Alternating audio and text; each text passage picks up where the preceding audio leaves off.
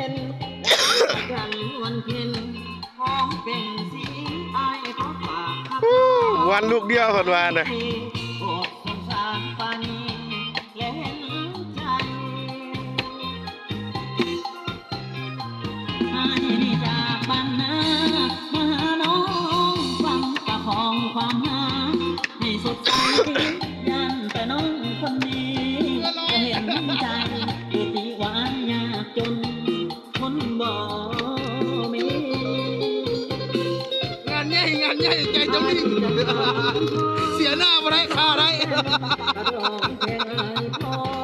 จะไปขอให้น้องคนดีตั้งตารอ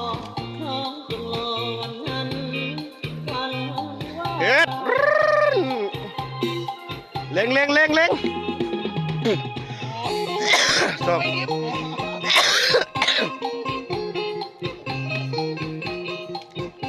สองเฮงมาค่าได้เสียหน้ามาได้แล้วค่าได้เอาคนว่าไปได้กับม้วนไปบุไรกับม้วนคนว่า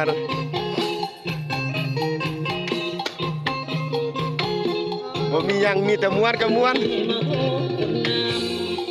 สาวแหล่โอ้สาวแหล่บ้านนาตาหวานได้พบน้องคืนนั้นสุขสำราญพบในงานผ้าป่าสาว มึงได้คิดปากเลยโอ้สาวแหล่บ้านนาเจ้าสวยเด่นดังพระจันทร์วันเพ็ญ แบกกะลาวไหมมันที่คิดลาวน่ะไอ้ต้องฝากครับน้อ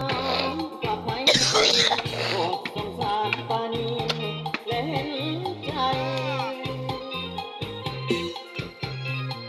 ให้นี่จากบ้านนา